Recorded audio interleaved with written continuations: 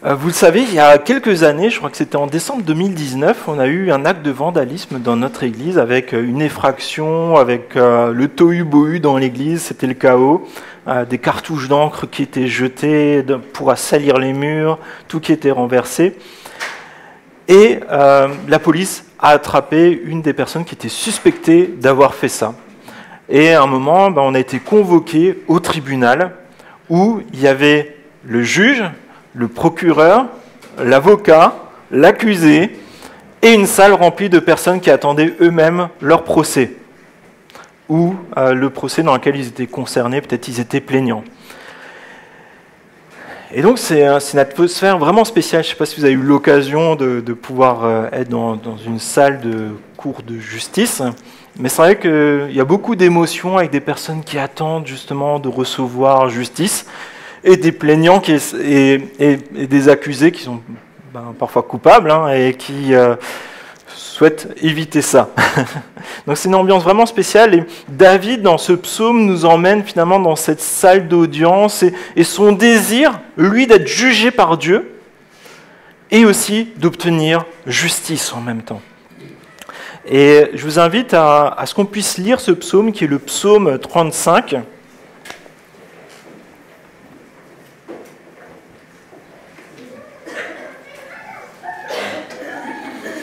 Donc, si vous avez la même Bible que moi, vous pouvez l'ouvrir à la page 379.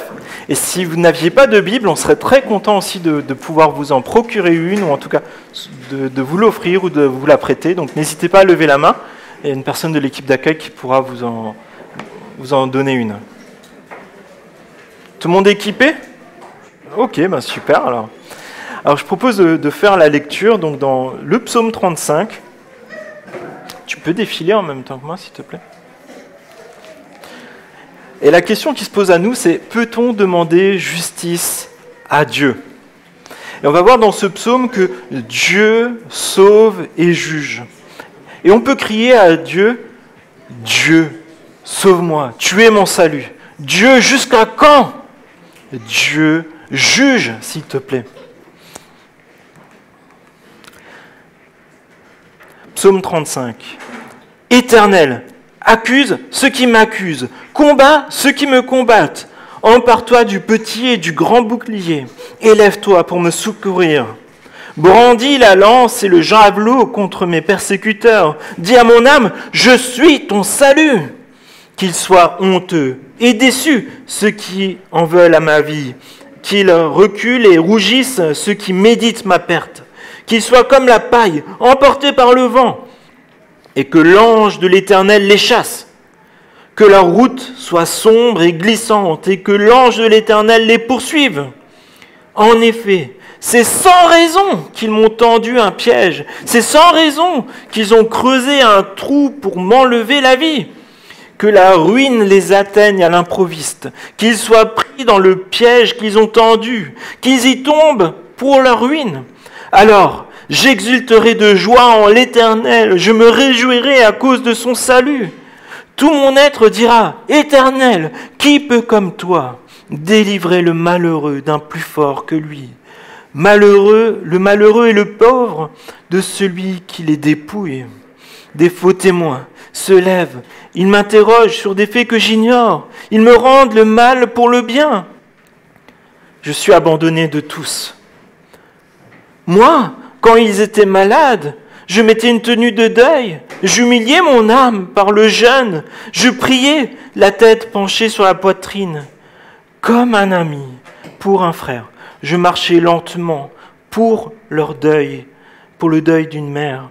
J'étais accablé de tristesse. Et maintenant que je trébuche, ils se rassemblent pour se réjouir. Ils se rassemblent à mon insu pour me calomnier.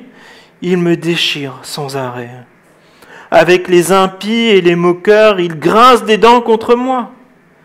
Seigneur, combien de temps le supporteras-tu ? Protège-moi contre leurs actes de violence. Protège ma vie contre les lionceaux. Je te louerai dans la grande assemblée. Je te célébrerai au milieu d'un peuple nombreux. Ils sont à tort, mes ennemis, qu'ils ne se réjouissent pas à mon sujet. Ils me détestent sans raison. qu'ils ne m'insultent pas du regard. Oui, leur langage n'est pas celui de la paix. Ils inventent des mensonges contre les gens tranquilles du pays. Ils ouvrent leur bouche contre moi et disent « Ha ha ha ! Nous l'avons vu de nos yeux !» Éternel, tu as tout vu. Tu ne restes pas silencieux. Seigneur, ne t'éloigne pas de moi. Réveille-toi, lève-toi pour me faire justice, mon Dieu et mon Seigneur. Défends ma cause. Juge-moi conformément à ta justice. Éternel, mon Dieu, qu'ils ne se réjouissent pas à mon sujet, qu'ils ne disent pas dans leur cœur, « Ah, voilà ce que nous voulions !» Qu'ils ne disent pas, « Nous l'avons anéanti !» Que tous ensemble, ils soient honteux et rougissent, ceux qui se réjouissent de mon malheur. Qu'ils soient couverts de honte et de confusion, ceux qui s'attaquent à moi. Qu'ils aient de l'allégresse et de la joie, ceux qui prennent plaisir à me voir justifié. Ils pourront dire sans cesse que l'Éternel est grand, lui qui veut la paix de son serviteur. Alors ma langue célébrera ta justice et la louange tous les jours. Oui, Père, je te remercie parce que tu nous donnes ce texte où David a pu expérimenter ces temps difficiles, ces temps de doute, ces temps où il est accusé, qui vit l'injustice, pour aussi nous enseigner. Que dans ce temps aussi, nous voulons nous attendre à toi. Nous savons que tu es ce Dieu qui est souverain, comme nous l'avons chanté.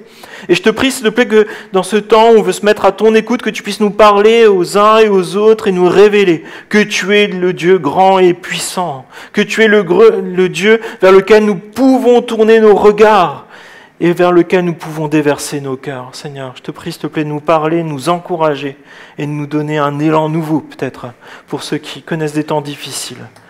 Ou, Seigneur, parle-nous. Je te prie ainsi dans le nom de Jésus. Amen. Dieu, mon salut, c'est un peu comme ça que commence David. De David, verset 1, « De David, Éternel, accuse ceux qui m'accusent, combat ceux qui me combattent. Empare-toi du petit et du grand bouclier, et élève-toi pour me secourir. Brandis la lance et le javelot contre mes persécuteurs. Dis à mon âme, je suis ton salut. » Et David se trouve dans une situation où on le voit, on dirait qu'il ne peut pas se défendre par lui-même. Il est coincé dans le coin du ring et il se prend les coups, là. Et il est accusé, il est menacé, il n'a pas d'échappatoire. Et là, il se tourne vers Dieu et il veut se souvenir que Dieu, c'est lui qui a ce grand bouclier. Vous savez, c'est un peu comme dans Astérix et Obélix. C'est les grands boucliers dans lesquels ils peuvent se mettre derrière. Et c'est comme une armure qui les protège. Et David demande à Dieu de venir, de le protéger, de combattre pour lui. David demande à Dieu de pouvoir se réfugier en Dieu. Et ce matin, si tu vis une situation qui est similaire, tu peux demander à Dieu d'être ton salut. Tu peux lui demander d'être celui qui est ton refuge.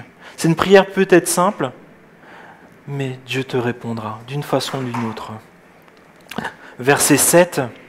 « En effet, c'est sans raison qu'ils m'ont tendu un piège. C'est sans raison qu'ils ont creusé un trou pour m'enlever la vie. » Et là, David est en train de dire, mais en fait, il y a un complot qui se trame contre moi et c'est sans raison qu'ils m'accusent. Je ne comprends pas pourquoi. Et je pense qu'il y a des temps dans notre vie où il y a des choses qui nous arrivent et on ne comprend pas pourquoi. On ne comprend pas pourquoi on est malade, pourquoi on perd un travail, pourquoi il y a quelqu'un avec qui on s'entendait bien qui nous en veut pour une raison qu'on ne comprend pas. Il y a des temps comme ça. Est-ce que je suis le seul à avoir vécu ces temps-là ? Mais est-ce que ça vous est arrivé que malgré vous et sans raison, justement, vous découvrez qu'autour de nous, il y a un monde qui est violent, un monde qui insulte, qui menace, qui agresse, qui accuse injustement ? C'est violent quand on découvre ces choses-là. Et là, moi je le vois un peu comme un marécage. Et quoi que vous fassiez, ça se retournera contre vous. Si vous vous débattez dans le sable mouvant, vous enfoncez encore plus dans le sable et ça vous immobilise au fur et à mesure et à un moment vous vous noyez dans le sable. Mais que faire quand tu es dans le sable, que tu es enlisé, que tu ne sais pas comment t'en sortir, qu'il n'y a personne à côté pour te tendre une corde, une main. Que faire? Je pense que là, on peut justement demander à Dieu son discernement. Discerner nos cœurs, discerner nos motivations, nos actions à la lumière de la Bible. Mais il faut savoir que, et je pense que c'est un prérequis, parce que parfois on se dit que comme on est chrétien, tout ira bien, que parce qu'on fait du bien, tout ira bien. Mais il faut savoir que nous vivons dans un monde qui est rempli de péchés, qui est rempli d'égoïsme, mais que Dieu est là, il est souverain quand même. Et nous ne comprenons pas toujours les actions et l'hostilité de personnes envers nous. Et parfois on peut vivre ça avec des personnes qui nous sont très proches. Parfois ça se produit même dans un couple, parfois dans une famille, entre les parents, les enfants, même dans l'Église, vous vous rendez compte? Et je crois que nous vivrons tous un jour le fait d'être accusés injustement. Et ces textes sont là pour nous encourager dans ces moments-là, mais aussi nous préparer au jour où ça arrive, qu'on n'ait pas l'impression d'être le premier. Et là, on voit aussi par rapport à la situation de David. David, donc, c'était un roi, c'était quelqu'un aussi qui était un chef de guerre pour sa nation. Et la visibilité apporte de la haine. On le voit sur les réseaux sociaux, quelqu'un qui commence à être visible, il a des followers, il a des likers, et il a des haters, des personnes qui le détestent. Et parfois, pourtant, c'est juste quelqu'un qui partage une recette de cuisine. On le voit aussi pour des personnes qui sont un peu différentes, peut-être parfois qui ont un handicap, ou qui réfléchissent différemment, ou parfois, tout simplement, il y a besoin d'un bouc émissaire.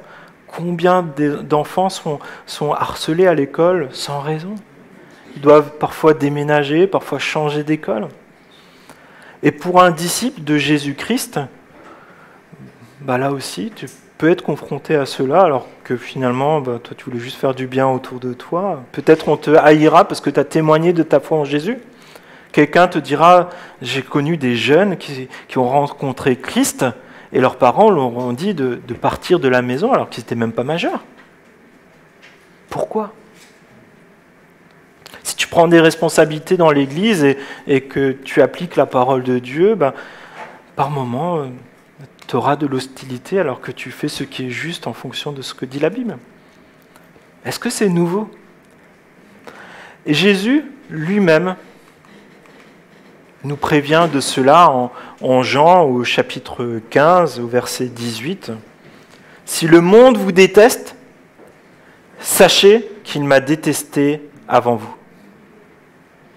Si vous étiez du monde, le monde vous aimerait, car vous seriez à lui. Vous n'êtes pas du monde, mais je vous ai choisi du milieu du monde. C'est pour cela que le monde vous déteste. Souvenez-vous de la parole que je vous ai dite. Le serviteur n'est pas plus grand que son Seigneur. S'ils m'ont persécuté, ils vous persécuteront aussi. S'ils ont gardé ma parole, ils garderont aussi la vôtre. Mais ils vous feront tout cela à cause de moi, parce qu'ils ne connaissent pas celui qui m'a envoyé. » C'est Jésus qui dit cela à ses disciples, quelques instants finalement avant d'être crucifié, d'être abandonné par tous. Et il le dit pour toi et pour moi aujourd'hui aussi. Alors, je ne sais pas si ça vous fait pas un peu bizarre quand vous arrivez sur des psaumes comme ça, des psaumes où casse-leur les dents, punis-les, tends-leur des pièges, et ainsi de suite. Est-ce que vous êtes à l'aise quand vous les lisez? Pas toujours. Mais comment on fait avec ça? Parce que c'est Jésus quand même qui dit moi je vous dis, aimez vos ennemis, bénissez ceux qui vous maudissent, faites du bien à ceux qui vous détestent, et priez pour ceux qui vous maltraitent et vous persécutent. Qu'est-ce qu'on fait avec ça? Et dans ce psaume, verset 1, Éternel, accuse ceux qui m'accusent, combat ceux qui me combattent, que la ruine les atteigne à l'improviste, qu'ils soient pris dans le piège qu'ils ont tendu et qu'ils y tombent dans la ruine. Quelqu'un a une idée?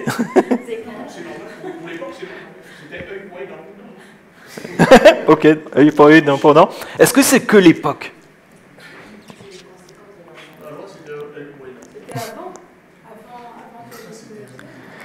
C'était avant que Jésus vienne.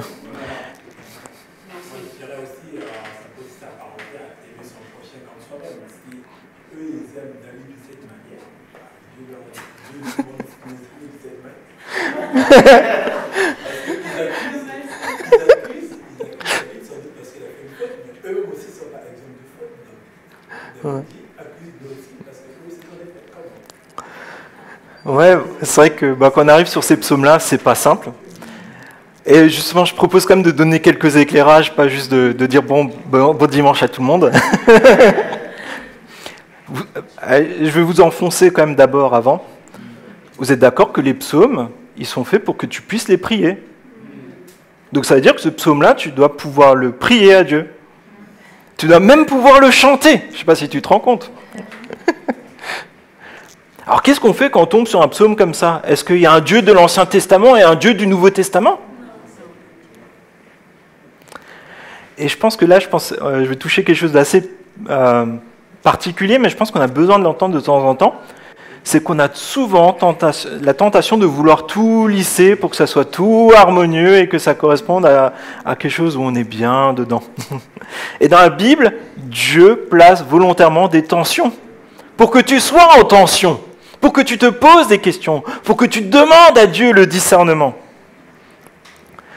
Pourquoi? Parce que Dieu veut t'amener à grandir dans ta maturité spirituelle, veut t'emmener à grandir dans ton discernement, aidé par le Saint-Esprit. Alors, faut-il rester dans ta colère lorsqu'on t'accuse injustement, lorsque on te fait des croche-pieds, qu'on te persécute? Est-ce qu'il faut vivre dans ce faux semblant hypocrite? « Ah, je suis chrétien, rien ne me touche. »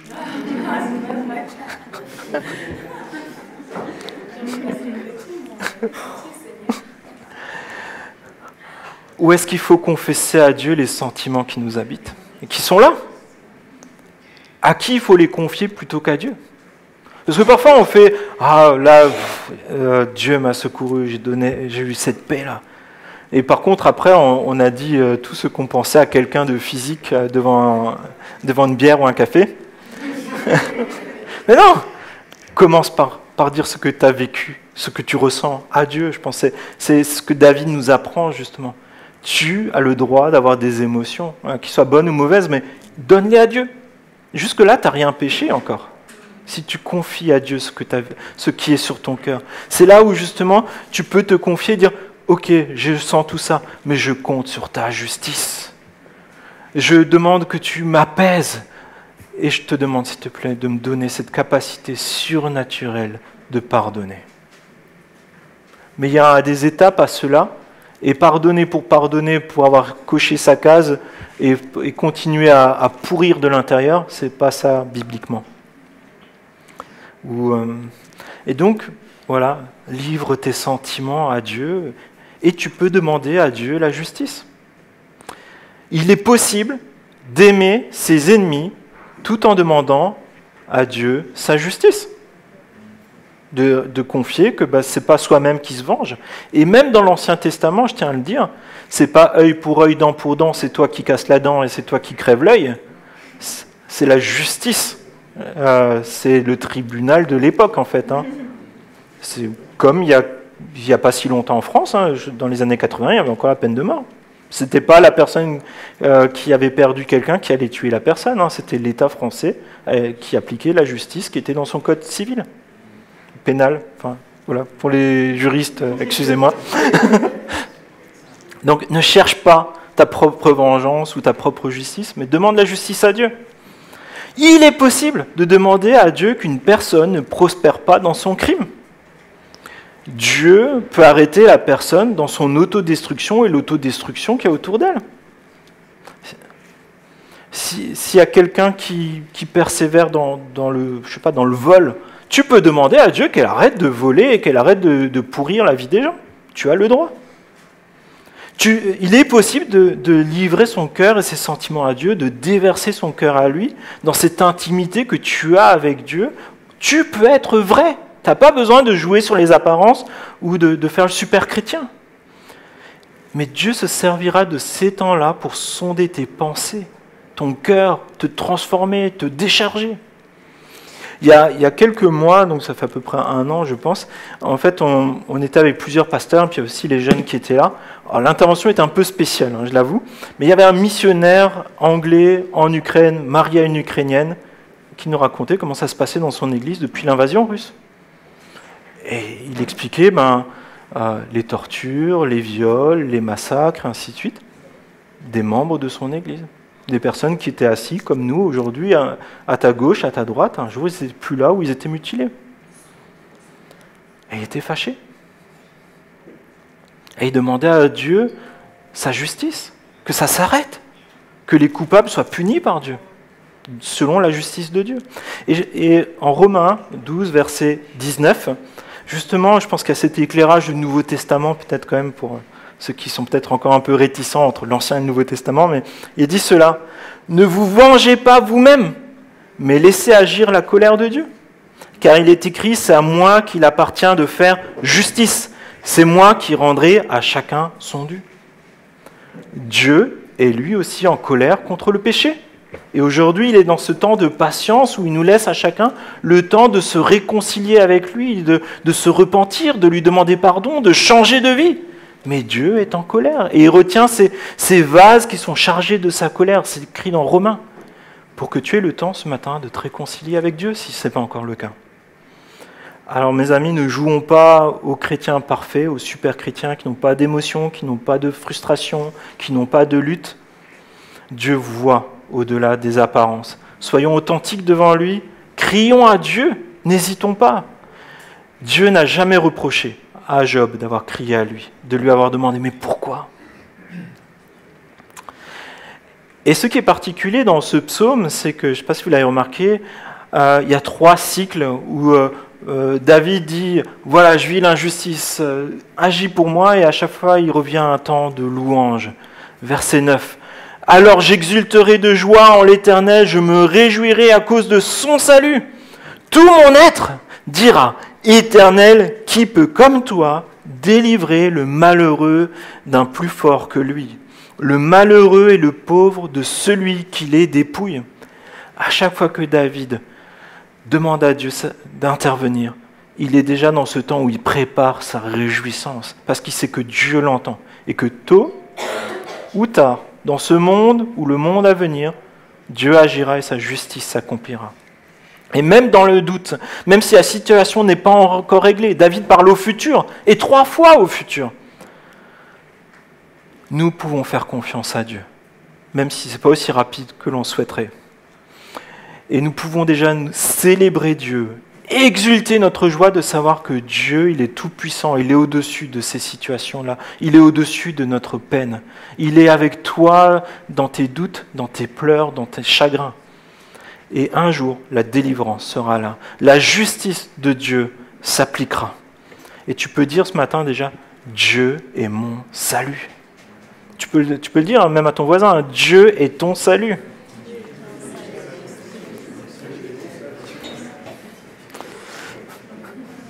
Et puis on voit que David, là, il est quand même un peu pressé. Et finalement, sa réflexion, c'est « Mais Dieu, jusqu'à quand ?» Et il nous parle d'abord d'une trahison, et ça, c'est dur pour lui. Verset 11, « Des faux témoins se lèvent, ils m'interrogent sur des faits que j'ignore, ils me rendent le mal pour le bien. Je suis abandonné de tous. Moi, quand ils étaient malades, je mettais une tenue de deuil, j'humiliais mon âme, par le jeûne je priais, la tête penchée sur la poitrine, comme pour un ami, pour un frère. Je marchais lentement, comme pour le deuil d'une mère. J'étais accablé de tristesse. Et maintenant que je trébuche, ils se rassemblent pour se réjouir. Ils se rassemblent à mon insu pour me calomnier.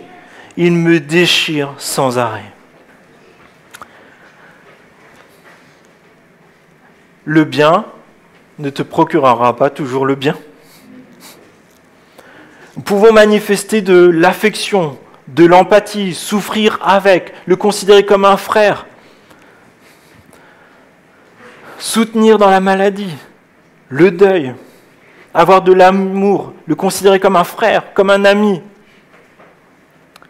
Et pourtant, ces personnes peuvent nous calomnier, déchirer nos cœurs, nos vies, tenter de voler notre joie, notre espérance, même nous accuser avec de faux témoignages et même trouver des faux témoins pour nous accabler, nous interroger sur des situations que nous ne connaissons pas ou que nous ne comprenons pas.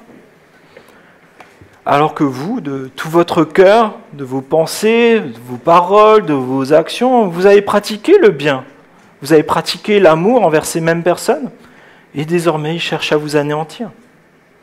Est-ce que ça n'est arrivé qu'à David, ça? Et autant, il y a des personnes qui peuvent être fâchées avec Dieu, fâchées avec l'Église, et qui diront, mais comment est-ce possible que des personnes qui se disent chrétiennes commettent de telles actions et de tels comportements? Vous l'avez déjà entendu, ça? Est-ce que vous l'avez déjà pensé? Ou alors, comment est-ce que Dieu tolère qu'il se passe cela dans son église, dans sa maison?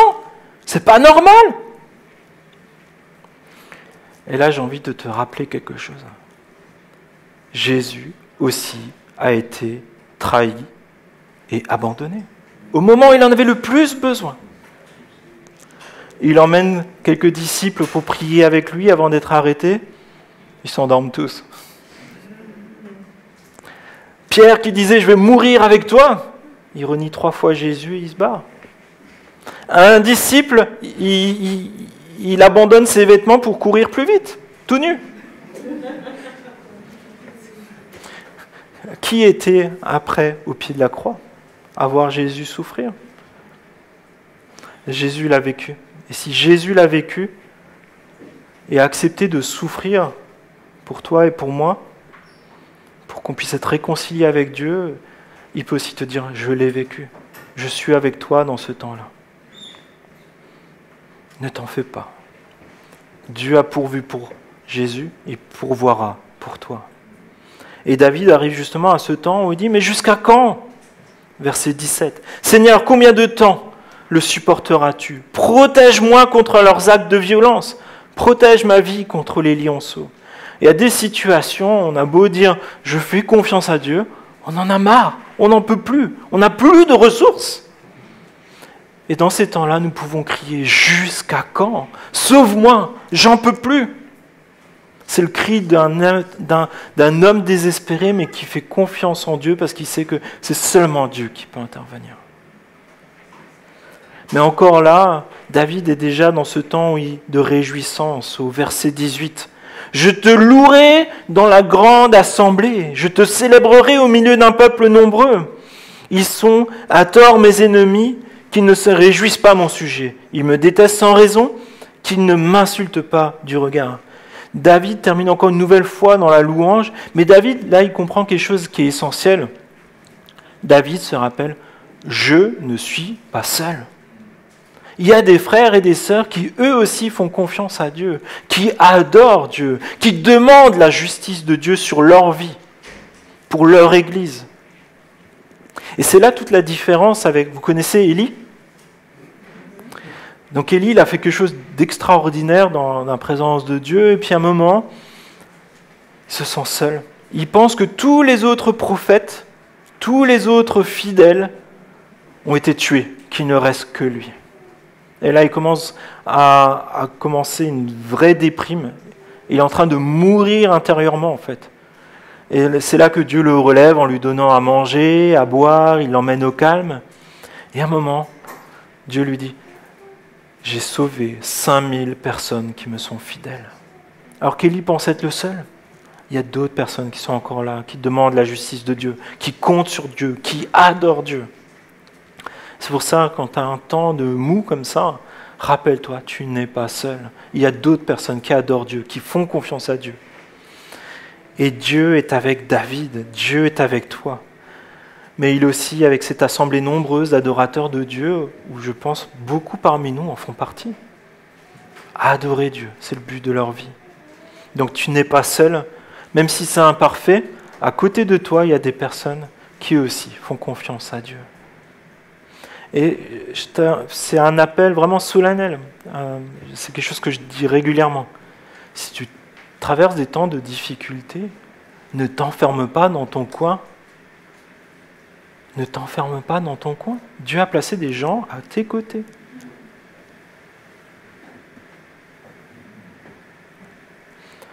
Et tu peux te poser cette question, Dieu, jusqu'à quand? Mais Dieu juge et on peut demander sa justice. Verset 22. Éternel, tu as tout vu. Ne reste pas silencieux. Seigneur, ne t'éloigne pas de moi. Et réveille-toi, lève-toi pour me faire justice. Mon Dieu et mon Seigneur, défends ma cause. Juge-moi conformément à ta justice. Éternel, mon Dieu. David demande la justice de Dieu. David dit, je me présente de moi-même devant ce tribunal et je demande à Dieu la justice pour ma vie. Qu'il me sonde. Juge-moi conformément à ta justice. Juge-moi conformément à ce qui est écrit dans ta parole, qui est écrit dans la Bible. Et c'est là où je pense qu'il y a un élément qui est important. Le droit auquel nous devons faire appel en tant que chrétiens, c'est le droit biblique qui se trouve dans la Bible. Je ne dis pas qu'il ne faut pas utiliser tribunaux de notre État, hein. Mais je dis que quand il y a quelque chose à régler, commençons par analyser notre cœur, nos sentiments, nos actions à la lumière de la Bible. Dieu nous donne tous les enseignements nécessaires et utiles et suffisants pour accomplir sa justice dans notre vie, dans notre famille et dans notre Église, dans la Bible, pour discerner les situations. Et ça, c'est essentiel. Dans notre Église, nous avons choisi cette valeur qui dit « Nous nous soumettons à la parole de Dieu pour nous diriger ». C'est essentiel. C'est un choix de compter sur Dieu et sa justice. Parce que nous savons que c'est dans la justice de Dieu qu'il y a toutes les bénédictions. Si nous cherchons ailleurs que dans la Bible comment vivre pour Dieu, nous ne pouvons pas plaire à Dieu. Si on dit « Ah mais en fait, eux aussi, ils font ça ». Lui, il se dit chrétien, mais il le fait. Pourquoi moi je ne le fais pas? Non, c'est pas ça. Qu'est-ce que dit la Bible? C'est là où se trouve la bénédiction. C'est là où se trouve la volonté de Dieu. Et justement, il y a cet équilibre entre la justice de Dieu, ce que Dieu nous demande dans sa volonté, qui est révélée dans la Bible, et la grâce. Et il est question d'appliquer la parole de Dieu, mais dans la grâce. Il y a un temps aussi pour mettre les choses en règle. Combien de fois on s'est imaginé qu'on a compris une vérité biblique et on fait comme ça, pac, et on est transformé. Tu as un problème d'addiction, tu fais « Seigneur, je me repens, je veux changer », et hop, c'est réglé. Ça vous est déjà arrivé? Parfois ça arrive, mais ce n'est pas le cas le plus fréquent.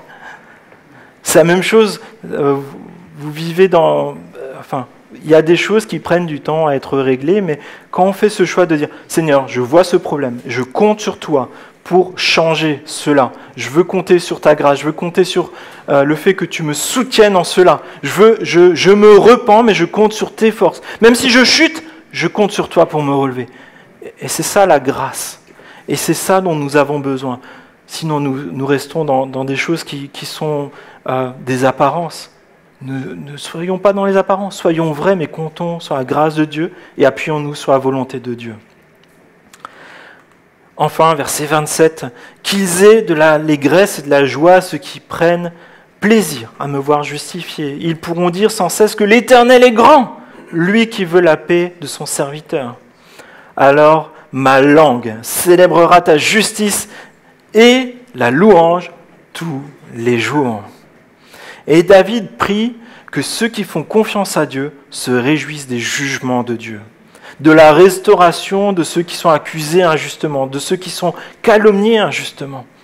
Et David, au fur et à mesure de ces cycles où il demande la justice à Dieu ou de la louange, il ne reste pas centré que sur lui.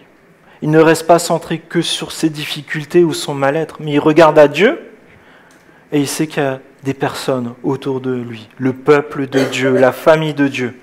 Et il arrive progressivement à voir la gloire de Dieu et à dire « Nous voulons ensemble voir la gloire de Dieu. » Est-ce que nous voulons cela, nous? J'ai entendu un amen par là et un par là-bas, je crois. Nous voulons voir la gloire de Dieu, c'est le but de notre vie. même si c'est difficile. Et là, je redis encore une fois, ne reste pas isolé. Ne reste pas dans le fait de vouloir conserver des apparences. S'il y a un problème, parle-en à un responsable, parle-en au pasteur. Pour regarder ensemble qu'est-ce que dit la Bible, prier ensemble, être soutenus. Combien de personnes ont dit « je reviendrai quand j'aurai réglé tel problème ». Ça fait des années, je ne les ai jamais revus. Reste avec l'Assemblée de Dieu. Et c'est vraiment aussi une question de maturité spirituelle dans notre Église. Respectons la justice biblique et comptons sur la grâce de Dieu, la justice de Dieu, parce que Dieu est le seul juge. Et sa parole, c'est notre boussole. Dieu sauve et juge. Et nous pouvons dire, Dieu, tu es mon salut. Dieu, jusqu'à quand je vais vivre ça? Dieu juge cette situation. Juge-moi. Et je vous invite à la prière pendant ce temps que l'équipe de louange s'installe.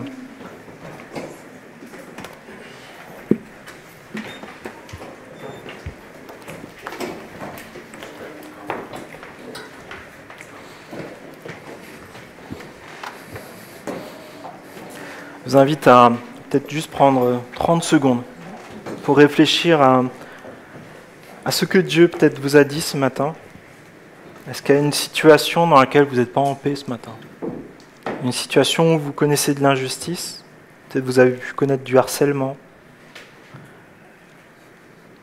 Peut-être il y a des choses que vous devriez avoir mais qu'on ne vous a pas données. Des choses qu'on vous a volées.